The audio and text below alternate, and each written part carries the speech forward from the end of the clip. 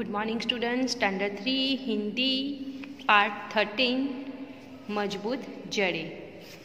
आप प्लीज़ अपनी text book लेके बैठना और देखना कि कैसे पढ़ा जाता है, और घर पे रह के भी आपको पढ़ने की और लिखने की दोनों की प्रैक्टिस की ज़रूरत है। मैं पढ़ रही हूँ, ध्यान से सुनना।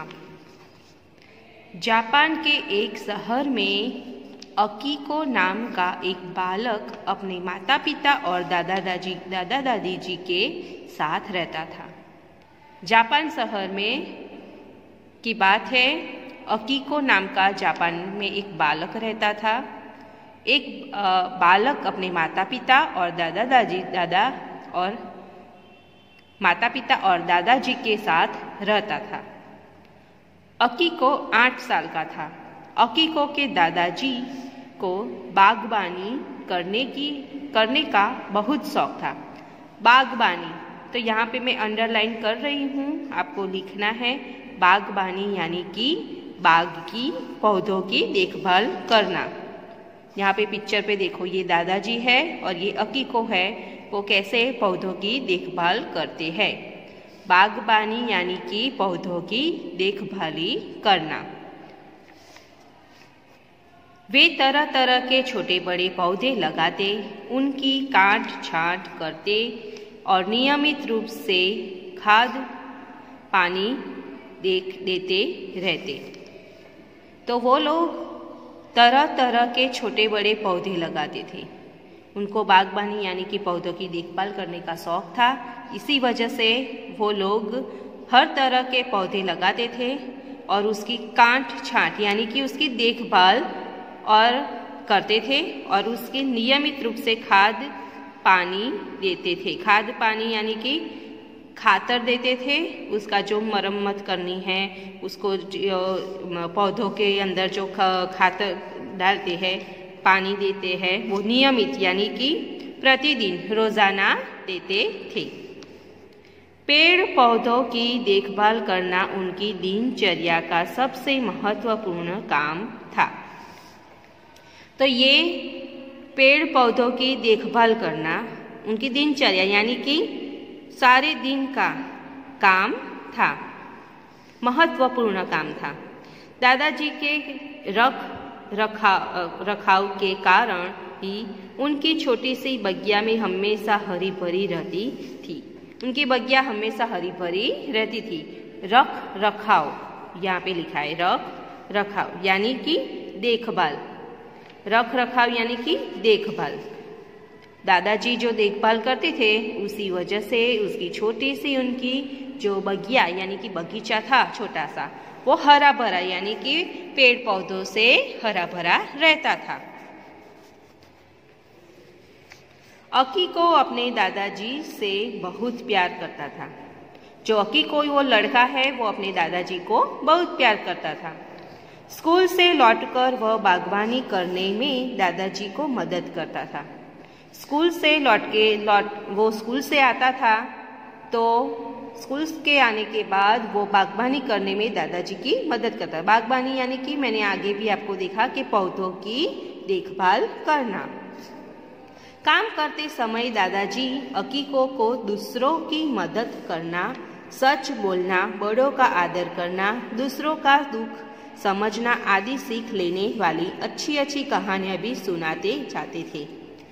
दादाजी काम करते समय, तो जो दादाजी और अकीको दोनों बगीचे की काम करते थे, बगीचे का जो काम भी करता था, वो काम के साथ साथ दादाजी अकीको को दूसरों की मदद करना, तो उनके दादाजी दूसरों की मदद करना उसको सिखाते थे कि कैसे हमें दूसरों की मदद करनी चाहिए। हमेशा सच बोलना चाहिए, बड़ों का आदर करना चाहिए। हमसे उम्र में जो बड़े हैं, हमें हमेशा उनको मान से बुलाना चाहिए, उनका आदर करना चाहिए, दूसरों का दुख समझना चाहिए आदि सीख देने वाली अच्छी अच्छी कहानियाँ भी सुनाते थे। तो उनके दादाजी अकीको को बहुत अच्छी कहानी भी सुनाते थे और अच्छी अच्छी बातें भी सिखाते थे। जैसे कि दूसरों की मदद करना। हमें एक दूसरों की मदद करनी चाहिए। ऐसा नहीं है कि चलो मैं क्यों उसकी मदद करूं। हमें एक दूसरे की, स्कूल में हो आप घर पे हो तो आप घर पे अपने भाई बहन की मदद कर लो। स्कूल में हो तो आपके जो बाकी के स्टूडेंट्स हैं, आपके आजू बाजू में आपके फ्रेंड्स हैं, उनकी मदद करो। तो एक दूसरे की हमेशा मदद करते रहना चाहिए और हमेशा सच बोलना चाहिए कि ऐसा नहीं है कि इसके सामने उसकी बुराई कर दो। ऐसा नहीं करना चाहिए। हम अक्सर ऐसा करते हैं, पर हमें हमेशा सच बोलना चाहिए। बड़ों को आदर करना चाहिए। हमेशा आपकी उम्र से, आपसे उम्र में ज़्यादा जो बड़े लोग हैं उनका आदर करना चाहिए। मान से उनको बुलाओ। आप घर पर हो, आपके बुआ हो, आपके चाचा हो या आपसे बड़े उम्र में भाई बहन हो, तो आप उनको मान से बुलाओ। ऐसे नहीं है कि तू आए, तू ले ये। मान से बुलाओ। आपको मान चाहिए तो आपको दूसरों को आपको मान देना होगा, तो आपको सामने वाला व्यक्ति आपको मान देगा। दूसरों का दुख समझना चाहिए। आपको समझना चाहिए दूसरों का दुख। और आदि सीख देने वाला वो अच्छी अच्छी कहानियाँ, यानी कि दादाजी जो अकीको था उसे अच्छी अच्छी कहानियाँ सुनाते थे, जो कहानियाँ सुनने के बाद उसको सीख मिलती थी और अकीको को सुनने में मज़ा भी आता था। दादाजी अकीको को समझाते कि अच्छी सीख यदि बचपन से ही दी जाए तो बच्चों की नींव मजबूत होती है। नींव यानी कि जो हम कहते हैं नींव यानी कि पाया, जो आपको पहले से ही अच्छी बातें सीख देने वाली कहानियाँ, यानी कि आपके बड़े और यहाँ पे हम टीचर्स आपको पहले से ही अच्छी सीख देते हैं कि ये करो, ये मत करो। अच्छी बातें सीखनी है और ये बातें आपको बचपन से ही दी जाए तो आपकी नींव यानी कि आपका पाया मजबूत होता है। अकीको दादाजी की सारी बातें ध्यान से सुनता और समझता था। अकीको जो दादाजी उसे अच्छी अच्छी सीख देते थे वो उसको ध्यान से सुनता भी था और समझता भी था। एक दिन दादाजी ने अकीको को एक बीज बोने के लिए दिया और कहा कि वह स्वयं उसकी देखभाल करे। एक दिन दादाजी ने अकीको को एक बीज दिया, यानी कि एक सीड दिया, और वो उसको बोना यानी कि जमीन के अंदर उसको बोने के लिए कहा और उसकी देखभाल अकीको को खुद करनी होगी, ऐसा दादाजी ने कहा। अकीको ने जहाँ बीज बोया था उसके चारों ओर उसने एक घेरा बना दिया। अब देखो, अकीको ने एक बीज बोया और घेरा यानी कि उसके आजू बाजू थोड़ी मिट्टी का थोड़ा हम करते हैं ना कि एक जगह पे पौधा लगाते थे तो उसका बीच में पानी रहे, ऐसे करते हैं, तो वैसे अकीको ने किया। वह रोजाना उसमें पानी देता। सुबह होते ही वह दौड़कर जाता और वहाँ कोई पौधा उगा न देखकर अपना सा मुँह लेकर आ जाता।